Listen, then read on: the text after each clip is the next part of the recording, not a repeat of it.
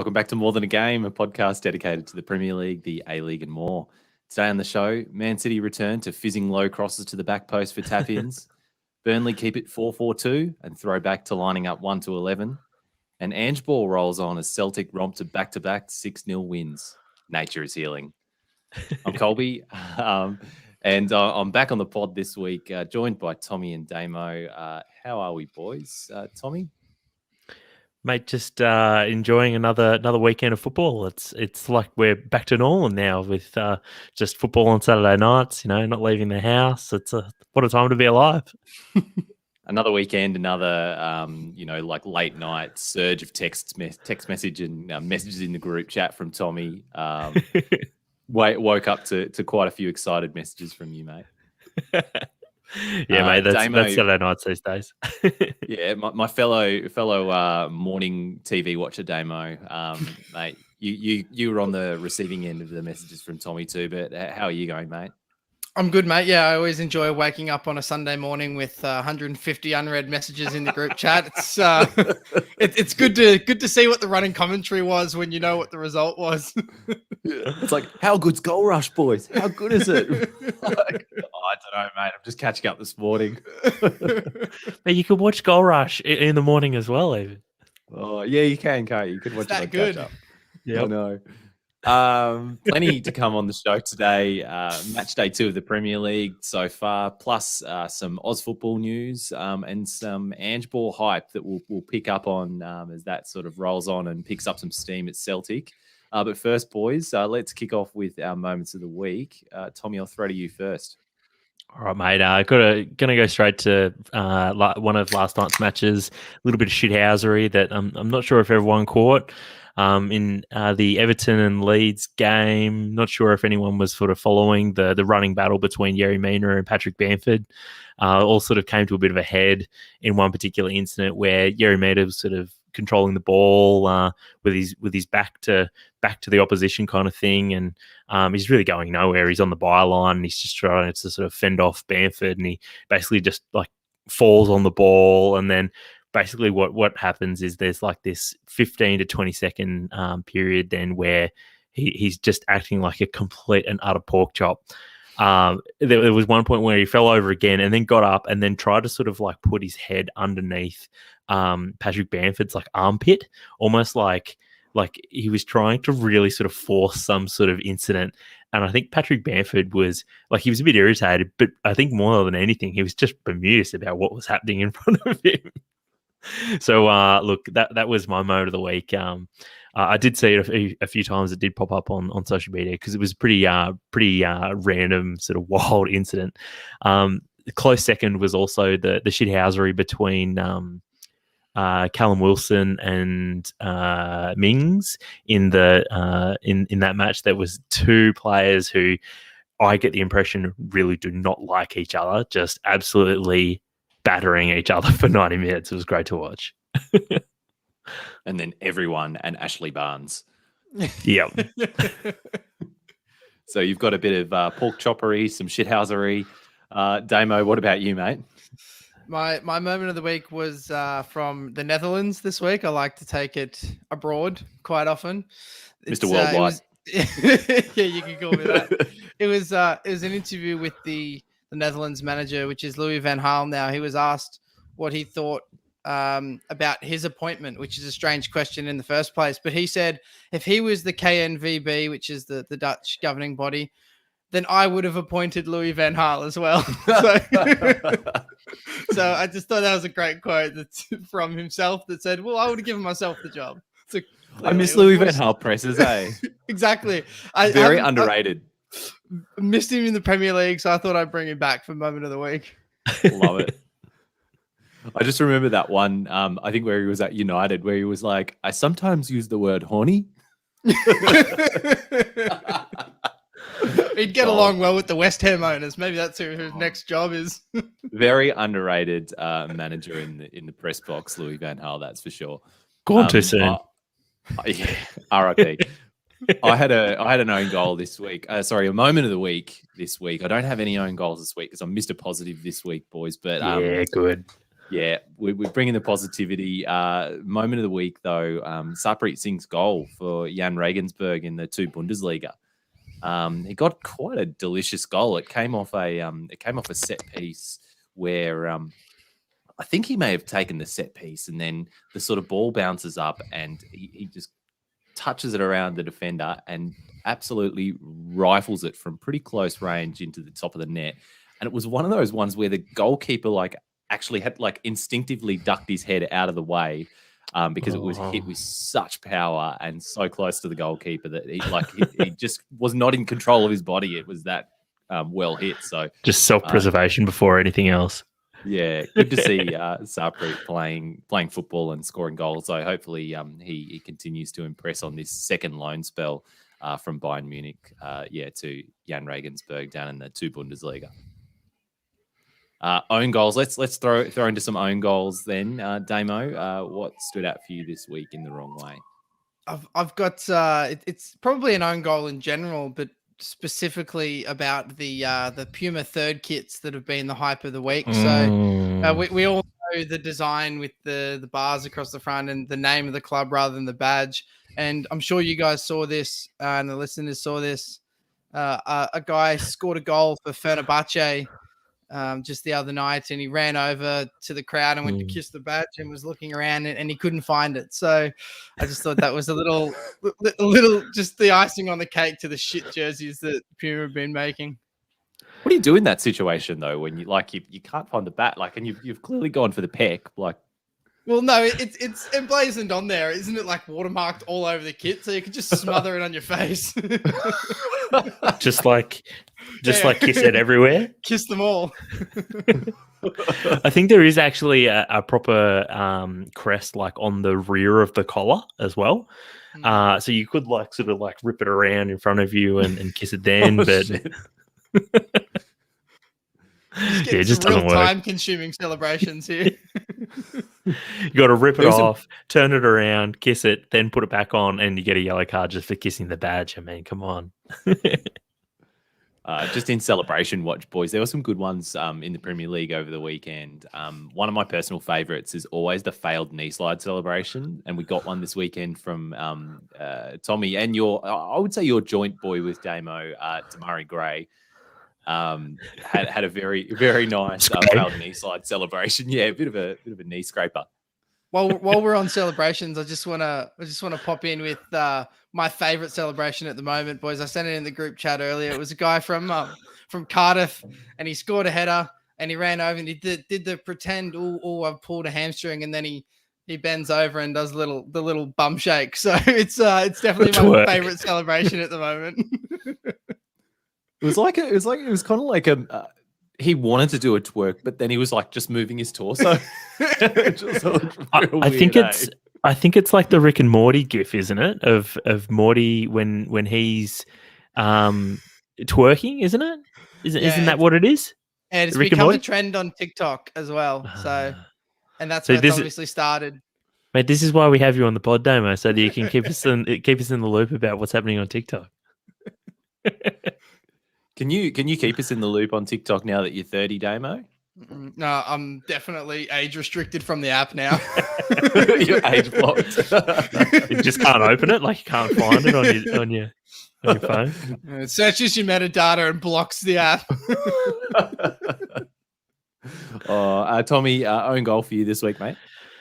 Yeah, mate. So mine's on the continent as well this time around, but with an Australian flavour. So Serie A didn't have a broadcast partner in Australia up until about 2 hours before kickoff for the first game. They finally struck a deal with beIN though. And they ended up, I think every game is now going to be broadcast in Australia through beIN. Damo, you may be able to confirm or deny that, but just the fact that it wasn't finalised until literally hours before the match on the first day of the season was pretty amateur hour. There were a lot of people sort of with 48 hours to go saying, "Oh, is anyone going to pick this up? Is this beIN? Are they just not advertising? What's going on?" It was pretty untapped untidy, and like we. I guess are very conscious about who's broadcasting stuff in Australia, and with the A-League broadcast rights, we're all sort of very clued into sort of the commercial realities of broadcast deals and stuff now. But there was a point where I think a lot of people were thinking, wait, is this just not going to be shown in Australia? And surely like Serie A can't be just knocking back money at the moment for showing Serie A in Australia, which, I mean, it's not a huge market, but still, it's a market. It's money, right? So, that's mine.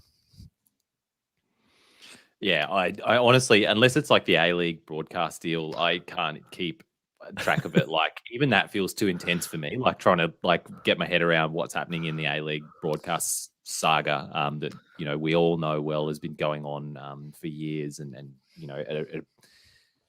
in a sort of way that we shouldn't. We're tuned into it like more than we need to be, which shows like what a shit show it is.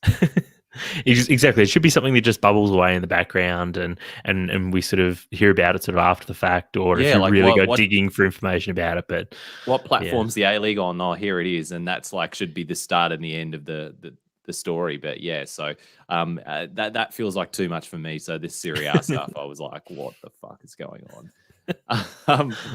Plenty going on in the Premier League, though, this weekend, boys. And we'll get to that in a moment. But we've got a few listener questions and sort of bits and pieces of news items first. First one is a listener question that comes from Josh Watson on Twitter. And he wants to know who's going to surprise this season. He says, given the very small sample size of games, have you boys got a surprise package team going by the football they play, players they've signed, etc.? So what about you, Damo? Yeah, it's really hard to tell. But if I'm gonna look at anyone and from the football they've played in patches, the team that I probably watch the most of at the moment are Brentford. I was keen to see them and how they would go in the league. Maybe it's not going to surprise anyone how they're going to perform, but I do really feel like they're going to step up to the level. I'm not at all surprised that Brentford is the team that you've watched the most so far, Damo. That's real Damo areas. In your Sheffield United jersey and turtleneck. Yeah, we won't talk about that. Have you just printed out like a Brentford logo and stuck it over like the Sheffield United crest? Just scribbled out. I just need one of the Puma kits without the badge on it, and I can just slap one on. And I can slap a Brentford one on. Mate, what you could even do is like if whenever there's like an international break and League One continues, you could print off like a Sunderland logo crest, and you could stick that on and watch Sunderland games and Southampton. Plenty of butchers stripes in the world for me to get around. Don't forget my boys, Lincoln City, the Imps. Yeah, up the Imps in the Conference League. Up the Imps. They're in League One now, aren't they? Anyway, Tommy, who's your Premier League team to surprise? So based on the evidence that we've seen so far, I think this might be a controversial choice. I think some people might say that we should have expected them to be good. Some people might say that they haven't been that good to start with this season. But I'm going to go out on a limb and say Everton, that they might surprise. I think some people this season. I think they were predicted to be finishing sort of like lower half of the table, but based off of their results and performances so far, I think maybe we're actually going to see maybe a better Everton than last season even, and they might actually push for European slots. I don't know, just going out on a limb, but cover the win. I mean, he's been really good so far, and he's getting great service. I don't think anyone would have had Demarai Gray and Andros Townsend actually playing pretty well so far in their first two games of the season on their bingo card. But I mean, here we are. I feel like we say this about Everton every year. The first half a dozen games, everyone's like, no, this is finally they're going to play well. This is the year. Then by the time October, November rolls around, everyone's like, nah, same old Everton. They've got Demarai Gray this year. Demarai Gray is just like the fast guy at futsal, right? Like he just gets into like these amazing areas and then just fucks up. And I can't believe he actually scored on last night. I thought the moment was gone, and then somehow he just bangs it bottom corner. But anyway, more on that later. Next on the sort of, we've got a few news items just about more of a bit of an Aussie flavour, given that we're going to be focusing on the Premier League for the rest of the pod. But I thought I'd just raise this because there was an article during the week from Daniel Garb, which I think everyone saw, and I think a lot of our listeners would have read as well. It was being discussed on Soccer Twitter, talking about that this could be the lowest representation of Aussies in the Premier League ever, after Moy and now Ryan have left the league. And it's not only the Premier League either, but it's the only top league that we've got an Aussie in is Aiden Grustich at Eintracht Frankfurt in the Bundesliga. And some of the reasons that Garby summarised for that is the youth development issues and NSL A-League fracture, lack of youth academies when the A-League was formed. They're only sort of just being caught up on now, and that cushy fallback of the A-League for players returning rather than trying to grind it out abroad. Damo, how big of a problem is this? I don't think it's a huge problem at the moment. I agree with the sentiment that it was the breakdown of the NSL at the about early 2000s that kind of broke up the way youth academies were run in the country. We're just seeing now the fruits of the Premier League and their investment come around, and now England are producing some of the best players in the world because of the Premier League academies. It's only going to take a matter of another 10, 15 years before A-League clubs are now starting to produce players that are able to go and play at the top level. They're only just getting their academies in place, and we've got to wait a generation before we can see the fruits of those academies and that investment. So at the moment, I don't think it's a huge problem. I think we're able to have not elite level, but top level players play for our national team that can compete with good sides because they play well as a team. But I think the problem of not having many elite level players in the top leagues isn't a huge issue. And we are seeing a little bit of the fruits of that in the A-League in the past couple of seasons. We've been seeing a lot of exciting prospects finally breaking through into their respective first teams from academies. And Tommie, you in particular have seen a few of those at City, whether they've come from the City Academy or others. Who's going to be our next Aussie starting in the Prem? Give me a prediction. I'm going to go out on a limb and say that it's going to be a player who I'm pretty sure has never played in the A-League. I think it's going to be Harry Suter. I think he's the next one that's best positioned to be stepping up and playing regularly for a Premier League team. It might be a player like a Bill or something like that becomes sort of a bit of a squad player at Brentford or another sort of lower mid-table Premier League side, but I think Suter is the one that he's best positioned. Yeah, well suited, Tommie, you say. Completely agree with that. And I think it was Jesse who said he's going to go to the highest suitor in January. And we will keep labouring that pun. And I love it that he wasn't produced in any way by Australian football. He's just an Australian international. Speaking of players that weren't produced in Australia as well, we got Marty Boyle, who's slamming in goals in Scotland still as well. Scored 5 already this season for Hibs across the league and the Scottish Cup. So he's going all right. But I guess the problem is that he's 28, and I couldn't really see an English club sort of taking a bit of a punt on him at this stage. Whether or not he's good enough to be able to step into the Premier League, maybe not. But I'll tell you who another player who I think might have a chance through kind of a different route is Kenny Dougal. He's proven himself at Championship, at League One, and now Championship level. It's not unlike for him to get a move to a big Championship club from where he is now, and then that team get promoted. So it won't be a big transfer move or anything like that, but he could get to the Premier League by going that route. Just sneaks in the back door. Yeah. It's King Kenny to you, damn. Oh, sorry. Are we talking about Kenny Atu or Kenny Dougal? Oof. When's King Kenny signing for Sydney FC is what I want to know. But anyway. That would be Kenny Atu, I would say, Tommie. The King of Rock and King Kenny Atu. Boys, do you guys think Riley McRae has a chance to play in the Premier League, or do you think the Championship is sort of like the peak of his level? Mate, isn't he off to the MLS? That's who owns him. Yeah, I wouldn't be surprised if they just turn a profit on him before he even plays in the MLS. But he's someone else who could be part of a promoted team. At this stage, I don't think a Premier League team is going to buy him. But if he goes up from the Championship, that's how he's going to get to the Premier League, I think. Yeah, fair enough. Because I think Brighton Damo, during the week, you were saying that Birmingham, they're one of the favourites for promotion. Is that right? They'll be in and around the playoffs come the end of the year. They're not favourites to challenge for the league, but they should be in and around the playoffs. Fair enough. Bit of banter going on in our in the comments section of the live broadcast at the moment.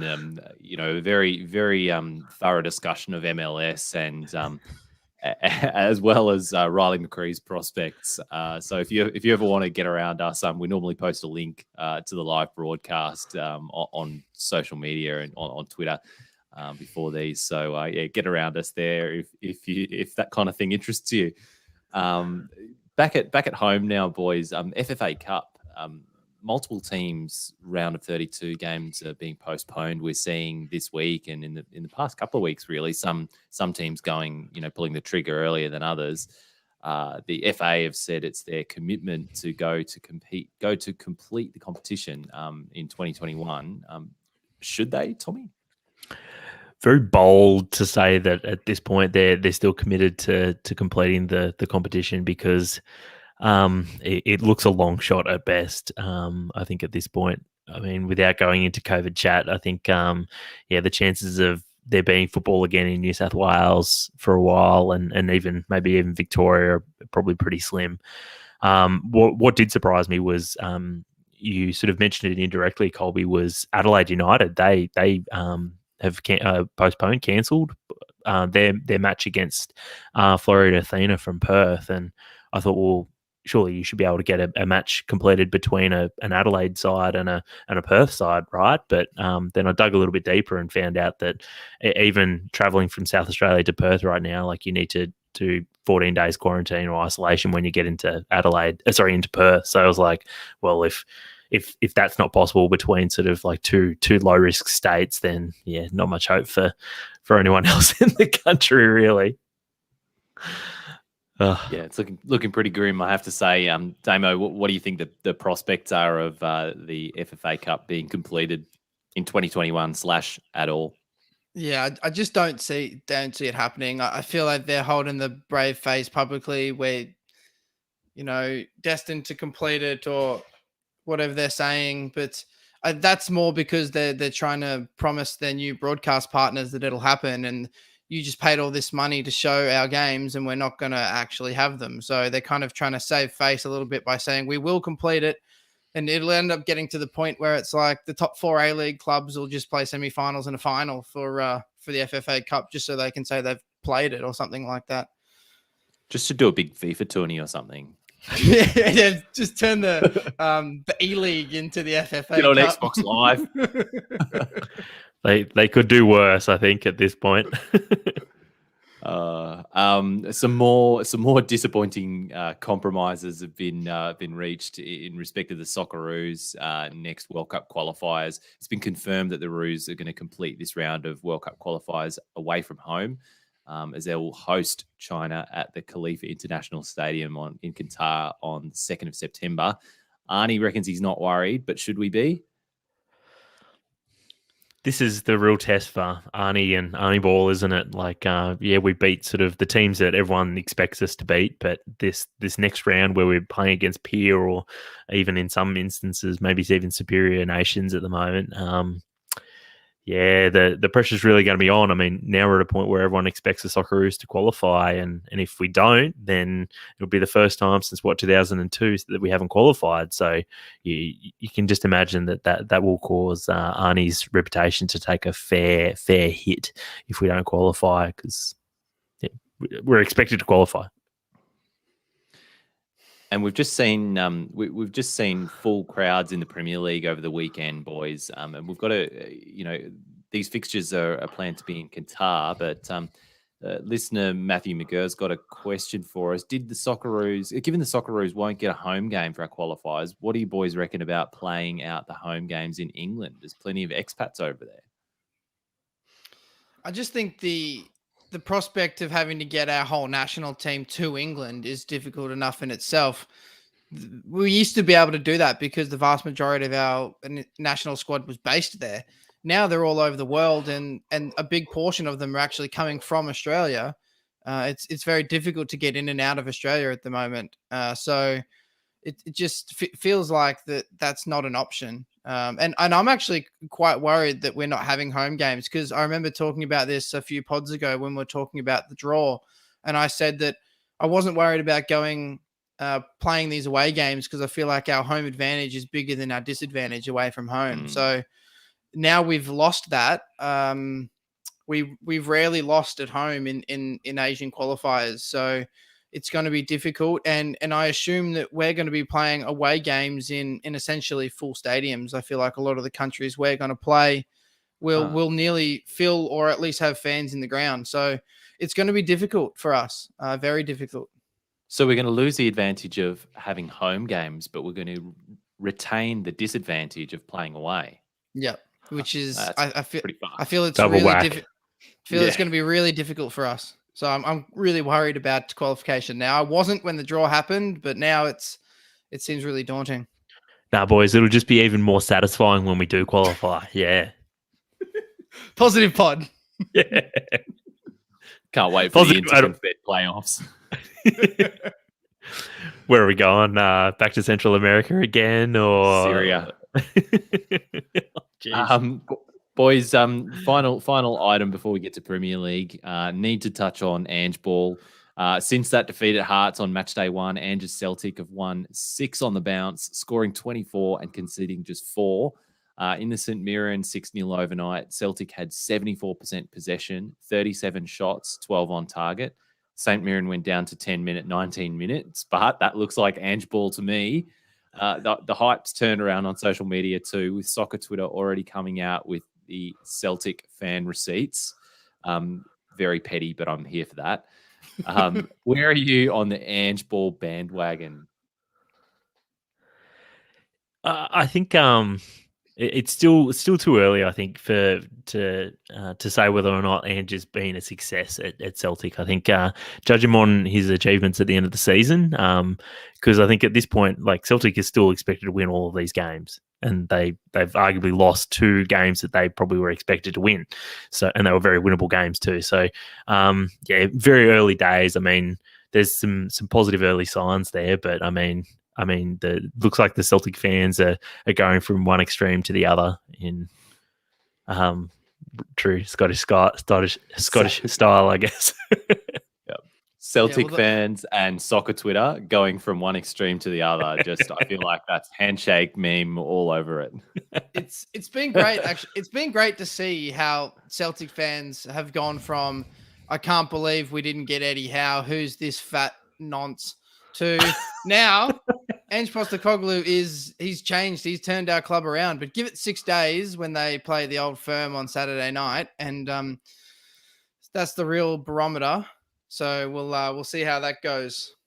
Well, the real barometer is the official Celtic song, though, boys. The official Ange at Celtic song. I want to get your thoughts on this. As you know from our group chat this week, I'm very high on the new official Ange Postecoglou song. We're calling it the official eyes song. On you. Yeah. I've got my eyes on you, Ange Postecoglou. Damo, what are your thoughts on this? Colby, do you have the clip to play, or do I have to sing it for Sal? I think Sal would prefer it if you give us a few bars, Tommy. Mate, I actually I've been rehearsing a little bit. I got out the lines to it. I got out the lines to it, and I thought, I can't. If I'm being peer pressured into singing this on the pod, I'm gonna have to make sure that I actually know the words, or have it like beside me on like my iPad or something. Sal, good to see you're up and you're watching this. All right, do you want us to count? We'll count you in, Tommy. Yeah, count me in. Yeah. All right. 5, 6, 7, 8. I got my eyes on you. And Postacoglu, I want your heart, love, and emotion endlessly. We can't get over you. And Postacoglu, I want your heart, love, and emotion endlessly. Cause you're a Fenian and you know it. Second verse. Angie, you're better than you're better than Andy Howe to me. Angie. This is going down as the all-time moment on the pod, I think. Yes, Tommy, that's brilliant. hats off for that. I did. What a banger! That track absolutely slaps though. It slaps. Even as sung by Tommy C. I was going to get out the I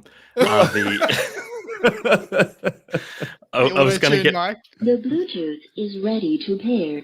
I was going to get out the it gives it a little bit of extra echo. This is the karaoke mic that I think my fiance got for her birthday last year in first lockdown, and well, this is just an area that I don't think any of us thought we were going to be in right now, did we? Wowie, Tommy, that's you know. I mean, I think I like that equal to the official song, but yeah, still a very big fan of the official song. Let's on that note, let's get into some Premier League now. Up next, we'll be back to get into match day 2. Oh, all right, boys. After losing their opener at Tottenham, City are back in front of a crowd at the Etihad as the champions, and back to BAU being fizzing it to the back post FC.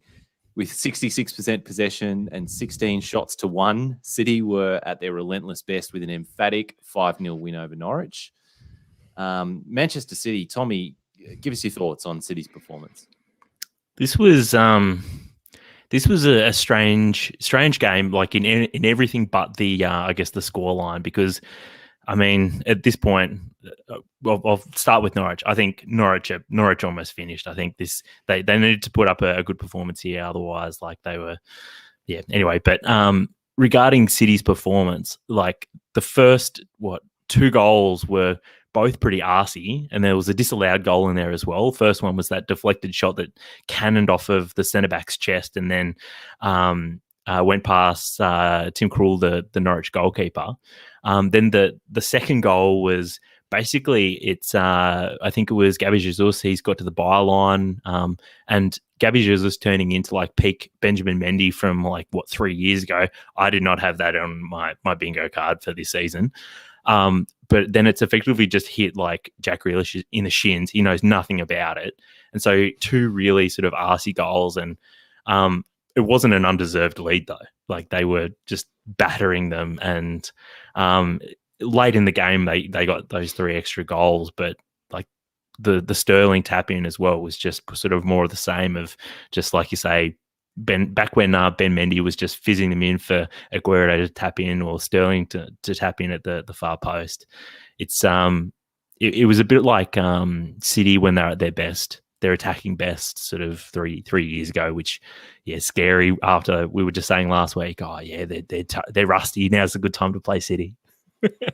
Well, now was a good time to play City, and that time is over, Tommy. It seems after one round that the window's closed. But Jesus, I want to talk a bit more about him. He was used mainly on the right in this game and involved in just about everything. His movement caused chaos. I don't know where this player come from. I have not seen Gabby Jesus play like this in a long time. Damo, did City really need a centre forward if Jesus, Grealish, Mahrez and Sterling are just fizzing it to each other at the back post? Well, I think it's a smart decision from Pep to play him in a different role, preparing for the fact that they may or may not have Harry Kane come in. And if they don't have Kane, then they've got this option to have that kind of rotating door kind of front 4 setup where they don't have to rely on a pure number 9, but they can set up in a way where they can rely on a number 9, the same way they played with Aguero there for years. So I actually think it's a really clever kind of tinkering to the system from Pep. And clearly it was really unexpected, and it was really unexpected how Gabby Jesus performed, and I'd like to see more of it. I think this reminds me a little bit of, sorry, Colby, this reminds me a little bit of sort of like early 2000s Red Manchester when Ruud van Nistelrooy left and everyone thought, well, how are they going to replace his goals, right? And there's a little bit of an analogy there with Aguero leaving and they think, oh, well, we need to replace him with another number 9. But if you remember, Man United end up signing Louis Saha, I think, from Everton or Fulham, can't remember where he'd come from, but they then became sort of this interchangeable sort of front three. And then obviously they end up signing Tevez as well, and sort of things evolved from there, and it turned into sort of this just rotating mobile front three that were just unstoppable, right? But I guess the point is that like would City actually be better off if they don't sign Kane, because then you can have like this mobile front three and it's actually more dangerous than if you've just got a single striker up top. I think it's less reliable though. They have to be clicking and they have to have the game that they have. But if you're not having a great game and things really aren't working for you in the front third, and you can rely on Kane's going to score at least 20 goals a year. So, pushing 30, you've got those goals regardless of how you play. So I think that's kind of the reassurance of someone like that when things don't go your way. Well, that's the question when it comes to Jesus, isn't it? Can you trust in Jesus? No. And I think that's the interesting thing about this is he's turned him into like some elite right winger now. Like he's turned him into like a right-footed Sane. Praise be. Sane. It's funny. I was thinking about the way when City play like this and they've got everyone moving in and about, it doesn't really look like there's any positions. It reminds me of when you turn up to like a Div 6 Monday night futsal comp and there's a bunch of like Eastern Europeans or South Americans that just take the piss and walk around you and like square it past the keeper and win like 10-0. So watching City last night felt like watching a bunch of blokes that don't speak English absolutely dominated Division 6 futsal local comp. It's real like when you get it's real like when you get promoted beyond like your level of ability, and it's like, what the fuck's going on? Like, I can't mark all of these guys. Everyone's just looking at each other going, what the fuck? And Tommy, you mentioned Grealish before. I want to touch on him a little bit more. Got that goal on his home debut. You reckon he didn't know much about that finish? Knew nothing about it. He didn't even lift. I'm pretty sure both feet were firmly planted on the ground when it's hit him in the. It might have been the knee or the shin or the lower thigh. Yeah. Even when it doesn't hit his calf, it still hits his calf. But yeah, I guess the tricky thing for Grealish is he's adjusting to not being the real talisman of this team, and I think that's going to take him a little while to get used to for this City side and sort of just the different dynamic that he's in. This was almost my own goal, Tommy, because he knew nothing about this goal, and then proceeds to go over to the fans and celebrate like he scored he did like 3 different celebrations, like he'd scored a worldie. And then on the socials, there's been so much on social media about, this just shows he's worth 100 million and City have got a new hero. It bounced off you, lad. So cringe. I saw a stat just before we started recording, which was the starting 11 for Manchester City cost Manchester City a combined total of £550 million. So it's an average of £50 million per player, and Norwich's record transfer fee is 11.2 million. So, like, if you just look at that, it's a mismatch on paper that completely translated to a mismatch on the field. It just looked like Norwich don't belong. They didn't create one chance all game. They had one shot in anger. I've seen a lot of comments about Manchester City and praising their defense, and their defense was so good. They didn't have to do anything. Norwich created literally nothing. They didn't make it into the front third of the field. You or I could have stood in the nets, Damo, and kept a clean sheet. So you got Diaz and Laporte just like 30 meters from the Norwich goal, just defending from there. Grim. Pretty much. And just before we move on, boys, I've just got a few random stats and musings about this one. Did you see that Fernandinho's son was the ball boy or one of the ball boys? Oh, is that Fernandinho?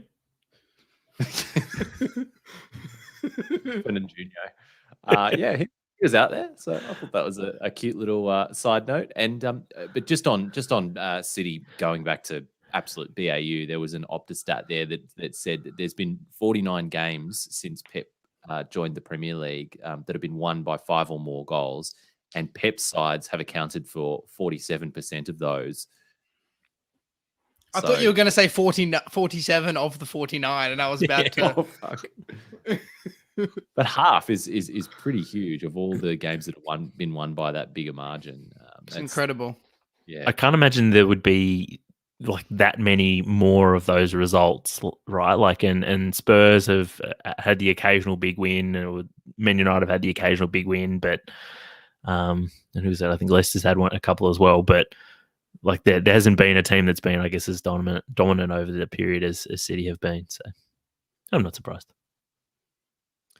Well, let's move on to the next match on the agenda, boys. Leeds are back on the board after salvaging a point at home thanks to a rocket from Rafinha in front of a packed Elland Road, which hosted fans at a Premier League game for the first time since 2004. With this one, we'll just go through some of the key moments. Dominic Calvert-Lewin, his pen, a bit of a grab by Liam Cooper. Tommie, I can see you shaking your head. Was it a pen for you? 100%. Just real dumb defending, I thought. Like, I didn't think he was going to get to the ball, and so like, why foul someone if they're not going to actually be able to touch the ball? It's just stupid. Damo, your thoughts? I was really confused by this foul because when they brought in the rule that you can't have the double whammy of a red card and a penalty, it was under the guise that if the foul wasn't deliberate, then it couldn't be a red card. How is this not considered a deliberate foul? He has literally pulled him so he couldn't get the ball. Like that, in my opinion, is part of the rule that allows you to give a red card. If he doesn't pull him back there, Calvert-Lewin is free in on goal by himself from 7 yards. Like there's no better goal scoring opportunity than that. So, I mean, 100% a penalty, but in my opinion, should have been a red card as well. Ooh. Yeah, so the only better goal scoring opportunity is a pen, I suppose. Yeah. It's so the only opportunity with more XG. I think that's a good decision that they made, which was did Cooper. I think Cooper did get a yellow card for it, right? Yep. So I think that's the right outcome. I don't think there's anyone, maybe other than you, Damo, that's calling for that to be a red. Well, I'm just by how the rules are written, that should be a red card because he's deliberately pulled him back. But I think it has to be someone's stop. It has to be that it's like a clear and obvious like goal scoring opportunity or something to that effect, isn't it? Yeah, a free header from 7 yards is pretty clear and obvious. I've seen DCL miss headers, Damo. He just completely missed the ball. And this scores diving headers. Yeah. Although he did convert the penalty, which he won, and it was a bit of a big kind of celebration, going up and showing the back of his shirt to the Leeds fans. And did you see there was that photo going around on social media where he's like shushing the crowd, and there's this Nan in the front row just giving him the finger, and the Nan looks a bit like Bielsa as well. Like, it's just beautiful. There's a bit of history there. He's obviously a Sheffield United academy player. And there was an incident years ago when Leeds played Sheffield United in a youth game where he was sent off in this whole incident that created drama, and he tried to fight with someone. And ever since then, apparently the Leeds fans all week on social media were really getting stuck into him about being from Sheffield. So he thought he'd give him one.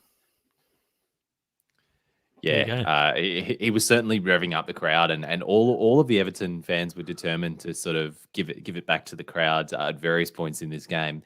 But the Leeds crowd didn't have to wait too much longer to finally see a Premier League goal live in person when Matthias Klick equalised, giving Leeds that first goal live. Then, boys, Damari Gray, let's talk about him. I might have been a bit unkind to him in my preview of Everton's season, but he did get a goal tonight, and he could have had like at least 2 other assists if it weren't for Meslier at the other end. But I want to know what you made of his performance. So let's start with you, Damo. I think because you called him the Premier League Bruce Kamau, let's hear your thoughts on his performance. He runs in straight lines, and if he has to divert, the ball stays behind him, and he somehow managed to pick it up from behind himself. And brilliant finish, to be fair. But it's even though it was a great finish, it still looked like he didn't mean to put it where he put it. Like that maybe that's just a clouded perception because the way you look at Demarai Gray isn't like he's a quality player, but it almost feels like he didn't mean to do that, even though it was a brilliant finish. I feel like it was a great goal in spite of Demarai Gray, not because of Demarai Gray. Yeah. He had like this little baby deer run where I thought he was going to trip over the ball, and the commentators are like, the step over there, and this. And I'm like, no, he's just like kind of running the wrong direction. He literally stepped over the ball accidentally. Forgot to dribble. On a whole, I thought he was, he fits into the system that they want to play. It's not a surprise that Benitez has brought him in. He doesn't need to do flashy stuff. All he needs to do is work hard. And we can see Demarai Gray, if he's going to work hard, he's probably going to have a successful season. Well, I think the job is pretty clear for him at Everton. It's get to the byline and put in a cross for Calvert-Lewin or Richarlison. And make sure so you simple. get back to the other byline. It's just you're doing doggies for 90 minutes. And he's so quick. I think there was one point where he ran about 40 odd meters or something with the ball. He beat a couple of players, mostly just down to his pace. But he was Alien. Wait, that's his new name on this podcast. I'm glad we're embracing that. Yeah, I forgot how pacey he was too, Tommy. But let's see. We've got our eyes on you, Ange Postecoglou, and Demarai Gray, and who's the other one? Gabby Jesus. So we'll watch and see if their performances this week were flashes in the pan or not. A few other stray observations on this game, boys. Alex Iwobi in for Townsend, who dropped to the bench, reducing that Jamaican Brit starting 11 by half. But I forgot about Iwobi. And after watching this match, I can see why. Yep.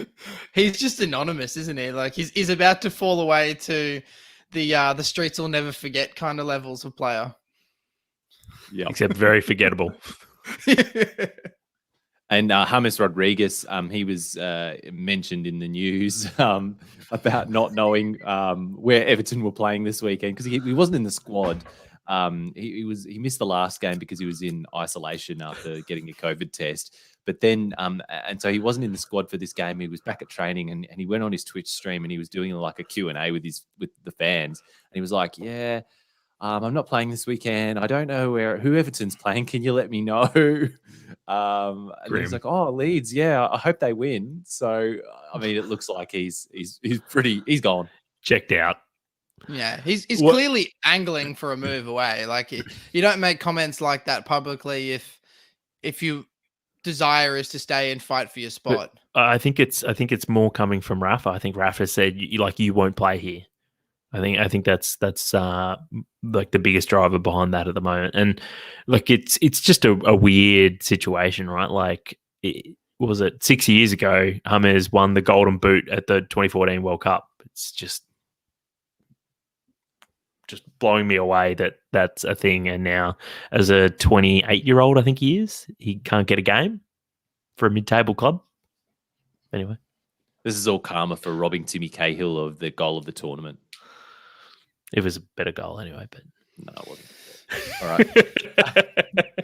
Moving on, Liverpool managed to make a 2-0 win at home. Looked slightly nervy at times up against their bogey team, Burnley, who were in peak Burnley mode, giving the Premier League a team numbered 1 to 11 for the first time since Charlton in '98, and lining up 4-4-2. Jota opened the scoring in this one in the 18th minute with a well-taken header. And from there, we felt the familiar pressure to put the game beyond doubt, which started to build from a packed Anfield. But Mane, midway through the second half, put that to bed with a delicious volley to wrap the game up. Tommy, I'll go to you first. What stood out to you in this one? I thought probably the biggest standout feature of this was sort of the pressure that I think Liverpool put on themselves, because I thought they were had the game largely under control. Obviously, there was that disallowed goal that that Burnley had, but I mean, Burnley aren't going to create heaps of chances, you know that. But if I guess at only 1-0, you're always a chance that like they can create something from a set piece. But whilst it was 1-0, they always looked like they were the better team and the more likely team to score. So I think 2-0 was a pretty fair indication of how the game played out, really. And Harvey Elliott got his full debut in front of that Anfield crowd. Damo, how do you think he went? I thought he had a great game. He's exciting to watch. He's a player that obviously people have been speaking about for a long time, that he's going to be a great player. He's been on loan a few places, and Klopp seems to really like him and have a plan to use him. So I think Liverpool fans will probably be pretty excited about that. Colby, you could probably speak to that. But I thought the best part of Harvey Elliott's performance was when he actually got subbed off.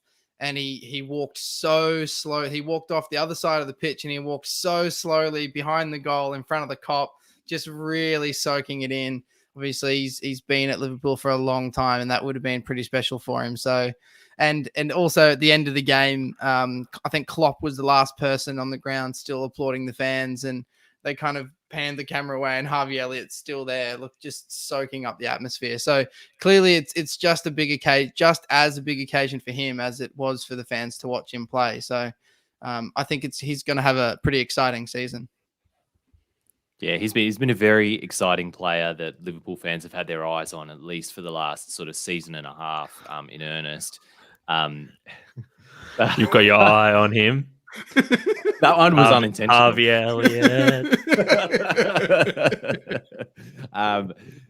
Yes, and so great to see him finally step into that midfield. Jesse did mention him in his season preview for Liverpool.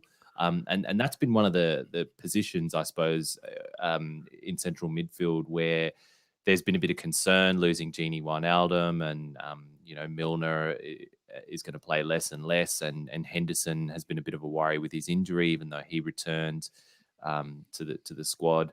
So great to see someone stepping up and having a really good showing. Some of the other talking points, I suppose. Salah had a goal ruled out for offside, despite the new thick lines. Is that an offside for you, Tommy? I think it depends. We sometimes we talk about consistency, and for me, this was inconsistent with the. I think it was Sterling's goal. So I think the cross. The through ball for Jesus, he was sort of like that was a real line ball call, and they ended up giving that one, but then didn't give the Salah one. And I mean, then there was also the Creswell goal from last week as well, which is very similar as well. And like for this one, it looked like the skinny lines were back, and I'll tell you what, it makes me nervous. No one wants skinny lines. Is everyone just saying that because they captained Salah in fantasy though? Hey, whoa, not everyone. Speaking of fantasy, mate, I know everyone is getting around the Liverpool Greek left back now that he's standing in for Robertson. I think Robertson might be a chance to come back next week. Do you think he's done enough though to keep his place? What's his name? Tsimikas. Tsimikas. Tommy, put some respect on Konstantinos Tsimikas. Thanks, mate. He was being referred to in all of the socials by his full name all game, inexplicably, but everyone just picked up on it, and it's Konstantinos Tsimikas. So I think he had a great game. I was really impressed with him, but you could see Klopp shouting at him from the sidelines like the whole game. Like Klopp was just focused in on him the whole game, just telling him to concentrate and just like getting stuck into him. And it seems like Robertson was, he was back on the bench and he's been back at training. I think as soon as Robertson's fit, he slots straight back in. How many tens of thousands of people are subbing Tsimikas out of their fantasy team this weekend because Robertson's back? Man, there's a lot that are still bringing in Tsimikas into their fantasy teams. That's going to be a deep fried dim sim there. I think the biggest talking point from watching Liverpool this season is Klopp without glasses just isn't Jurgen Klopp for me. I just don't like it. I don't like it. It's because I he's had need- his vaccination and he's seeing in 5G now. Yeah, and I need those like clear Oakleys back. Get them back, Jurgen. Yeah. Thank you, Damo. I tried to raise this last week on the pod, but the boys weren't having a bar of it. So I'm glad I got someone else who just is like really disturbed by that as well. I'm not having a but bar of 2020 Klopp. 2020 vision, that is. It's not like 2020 like the Tokyo Olympics was 2020. It's like, and the Euros were 2020. It's like, that's the vision. Boys, quick word on Burnley. They've now lost 5 in a row. That's their biggest ever losing streak. Did we all have them as going down this season? Yeah, I think their ticket's up, isn't it? They've been, I think is it a Jesseism to say that they've been circling the drain for a while, but yeah, maybe their luck has run out. Yeah, I think they're probably cooked. That's certainly one of my predictions for this season as well. A few other results, boys. Won't go into these in too much detail, but Villa they pretty comprehensively beat Newcastle 2-0. The standout for this was obviously Ingsy's bicycle kick. That was bloody delicious. I'm surprised it wasn't someone's own moment of the week this week because it was just a fucking good goal. So Brighton also got up 2-0 against Watford. Another win, another goal for Mopay, and a clean sheet for Brighton. We convinced by them, or is it just that they've played Watford and Burnley? Well, Colby, I've got to mention something about Brighton's performances thus far this season. If you remember on the season preview pod, I mentioned that Brighton like massively underperformed their XG last season. In this game, they actually outperformed their XG, so they scored more goals than expected goals, and they won. So, I mean, the stars are aligning for Brighton right now, and anything is possible. I mean, we could be seeing a repeat of Leicester's magical season from just a few years ago. Now that Brighton are actually outperforming their XG. Timestamp that one, Colby. Wow, 56 minutes into the pod, we're going to bookmark that. Final and that match, wasn't the craziest thing that happened in this pod either. So. That's true. That is true. Final game of the weekend so far. Crystal Palace and Brentford played out a 0-0 draw. Should Crystal Palace be happy with this? Should Brentford be happy with this? I don't know. I don't care. Any advances on that, boys? Come on, Damo. Give us the rundown. Give us some Brentford chat if you want. No. I'm actually friends with a Palace fan who's very, very nervous about their season and the two games that they've played so far. He thinks relegation is imminent, and if nothing changes, then the writing's on the wall. But I thought this was going to be a cracking game. That's why I put it on last night. Unfortunately, it Rest wasn't. in peace. It was kind of a midfield battle that really went nowhere. It was really Vieira Keane areas, just two blokes bumping heads. What's wild is, Damo, you mentioned that Palace fans think that, or at least one particular Palace fan thinks that relegation might be imminent. You guys remember that the Hopo-meter, or the optimism, how optimistic each club's fans were? Crystal Palace's fans were 95% of fans were optimistic for their upcoming season. So we're 2 games in, and they already think they're going to get relegated. So was this before Vieira came in or after? Yeah, I'd say that's flipped. That would be like 95% now. Not hopeful at all. Just maybe after the first 2 games, it's just. Yeah. Maybe they misunderstood the question. Maybe it was like, "Are you optimistic about the season?" They answered no, and they thought that meant that they were optimistic. Are you hopeful that your manager will be sacked before the transfer window closes? Yes, 95%. Maybe they thought they were talking about next season in the Championship. No, I think there are probably 3 shitter teams in them, which will be the only thing that will save Palace this season. But got to move on, boys. Still to come. There's a bit of football left in this weekend overnight as we record this on Sunday. So there's a bit of football overnight tonight. Southampton are hosting Manchester United after losing their main centre-back, Vestergaard. Things could get ugly as Southampton host Man United, who did one of the 9-0s to them last season. Josh Watson's got a question on this one, boys. Should Pogba play for the free transfer at the end of the season or the new contract? This is when we get peak Pogba, isn't it? Because either way, he's playing for a contract, and that's when he's at his best. So, it's going to be an exciting season to watch him. I think we could see another 9-0 in this game. I think Man United are on, and they're better away from home the last 18 months than at homes. And Southampton. It's Sancho time, baby. Sancho. Yeah. Get him in, get him scoring goals. It's his chance. Mate, I wouldn't be surprised if Bruno and or Mason Greenwood get a hat-trick in this one. So maybe even one each. Well, Tommy, you're just shooting out the predictions tonight. So I don't know how we're going to keep track of these. Listeners, get in our mentions to keep Tommy accountable on all of these predictions as they come to pass or not. But the next match is the Portuguese Classico. It's Wolves and Tottenham. Not sure what to expect from this one, boys. Obviously, two managers and one who knows one club very well and the other, he's just getting to know. But what are we expecting to see in this one, Damo? I mean, I think the headline is going to be about Kane, regardless of the result, isn't it? So, does Kane play? Does he not play? Is he on the bench? Does he travel? I think whatever the result, that's going to be the headline. But if we're talking about the game itself, I feel like Spurs will be able to grind out a win just only because Nuno's got his squad. He knows the other squad. And I feel like he's really putting together a style of play for Spurs already. And they've got a couple of players that are in a good bit of form. So I think Spurs will nick a result. It's it's like the tale of two strikers, right? Like one whose head's sort of recovering and one whose head's just gone. Oh, you wrote that line how many days ago? That's fantastic.